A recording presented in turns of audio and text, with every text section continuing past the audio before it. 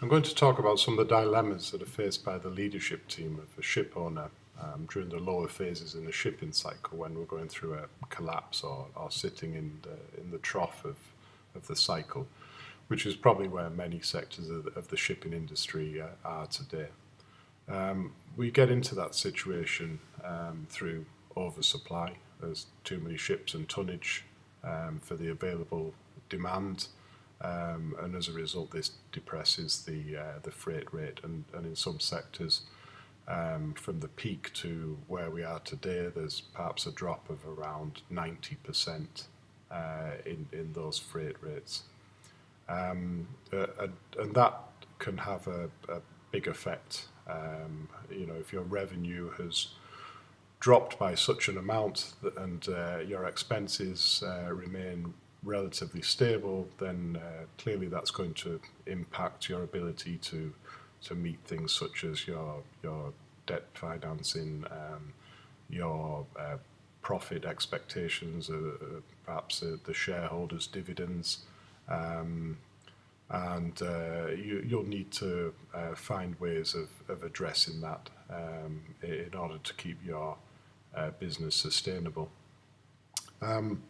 So probably the one area that you'll start to look in will be around your revenue model.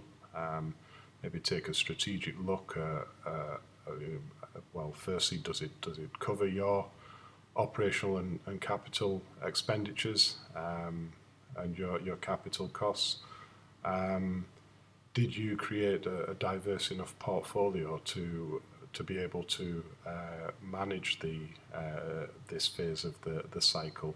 It's very attractive in my sector to be in the spot market during the peak, and very profitable. But during the lower phases of the cycle, then it can be very difficult to secure the business, and especially at the freight rate you're looking for.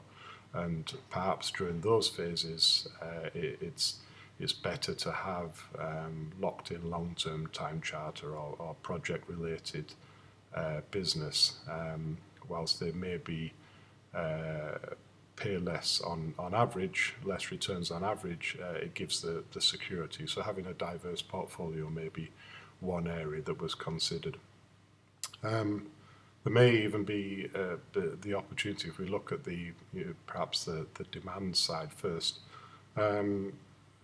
try and understand, is there some way that you can influence the market? Do you have a marketing strategy that can perhaps help create the demand? And in my particular sector, in the oil and gas industry, one way that may be helped is through an oil major or through a government national oil company who may look for partners in demand, so perhaps developing countries looking to set up a supply chain, and you'll often find in new startup projects in those types of countries, the major shareholders are oil companies or national companies from some part of the supply chain, so they have sort of end-to-end control of the demand.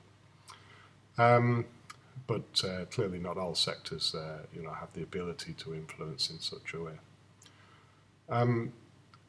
If you've considered your revenue and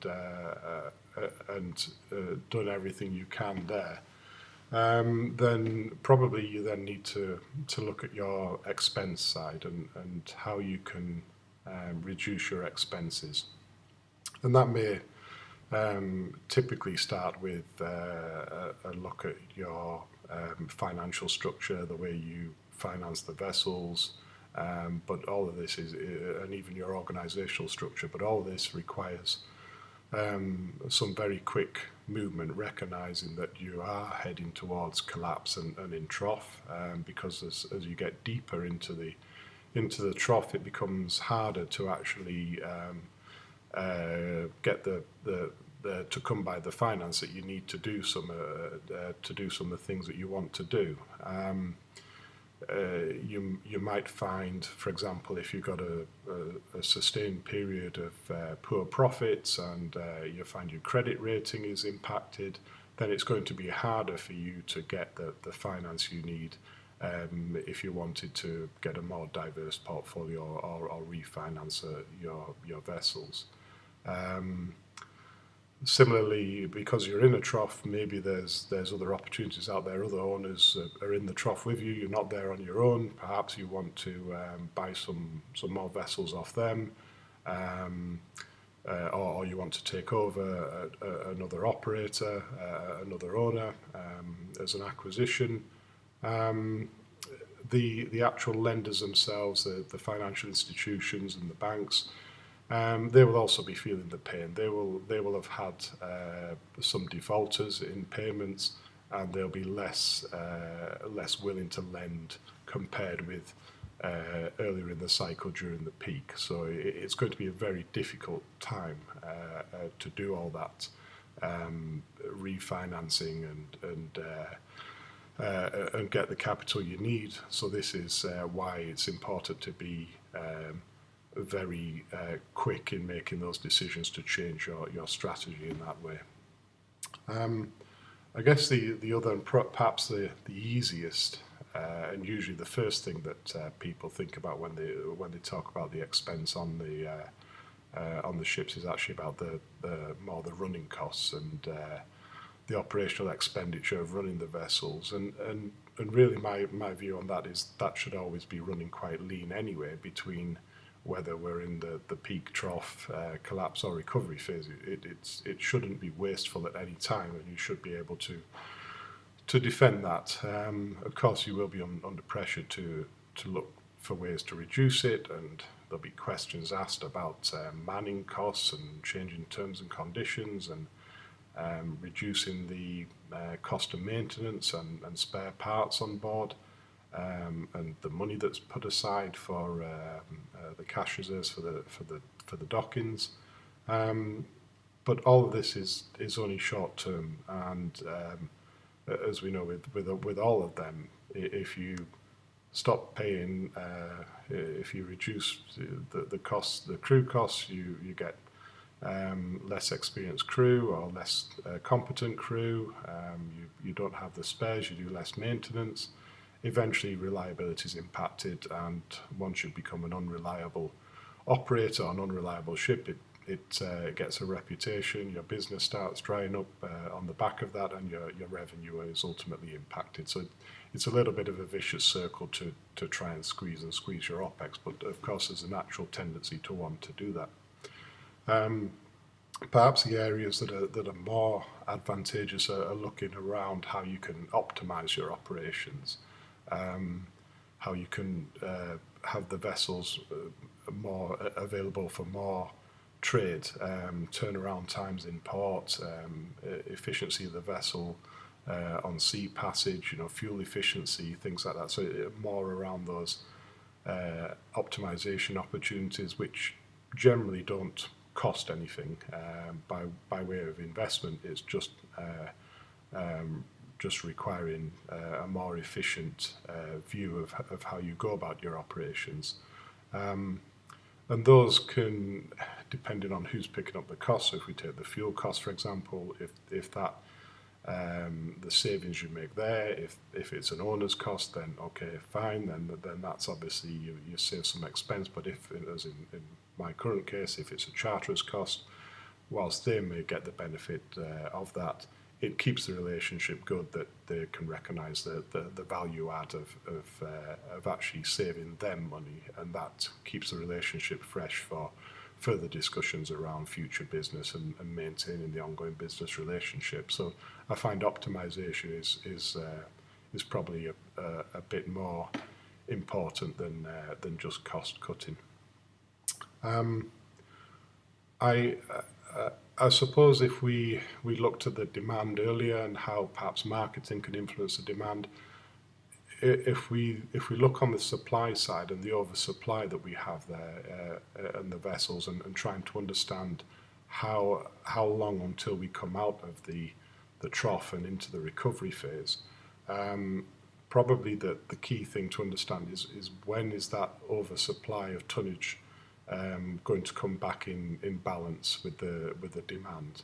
And now if the demand isn't shifting, then is the supply going to shift? And there are especially when you're in that part of the trough, you will have certain owners who, because they can't meet their debt and they're not making the profit, they will naturally look to offload their ships, and some may even take advantage of retiring the ships, sending to recycle, to scrap the ships, because they're just simply not viable anymore. But there may be other things that can accelerate that. So if we take a real example today where we have the ballast water treatment convention that has currently been ratified, and we know that by September next year that will be in place, and an IOPP certificate renewal, all vessels will have to comply with ballast water treatment regulations. We then, as a ship owner, will be faced with a bit of a dilemma that, okay, maybe for a large vessel with a state-of-the-art ballast water treatment system, that's a $1 million capital investment I'm going to need to make in order to upgrade that vessel. Understanding how long until recovery, that may help the decision on whether I want to continue trading that vessel or send it for recycle. And many of the owners will be going through that decision process on some of their older tonnage. So whilst that's not the purpose of the regulations, that is the impact of them, that it helps owners to make those decisions, especially in the difficult times when there's revenue is hard to come by. Ultimately, of course, what you're trying to do is well, one, you survive the trough through to the recovery. Probably, some owners may be asking themselves whether they're actually going to stay in the game, or whether they can't see the end of the trough, whether this is the time to cut loose and come back at a later date, or move away from shipping, or if you are going to sustain through the trough and into recovery, then how are you going to position yourself? How are you going to take advantage when those good times come back? And there's, again, for an owner, there's sometimes the hard decision to make in, should I now be investing in perhaps some research and development, may it be more efficient, being ahead of the competitors, whilst I haven't got the revenue today that I had previously, I shouldn't just stop, because if I do, when the recovery comes, there will be other people ahead of me with more efficient engines or different ways of operating. So you have some difficult decisions to make on how to position yourself for the recovery. I hope that was interesting and gave some food for thought. I'd like to continue the discussion on the discussion threads. If you have any comments or you have some experience from your various sectors in the shipping industry, let's continue the discussion there. Thank you.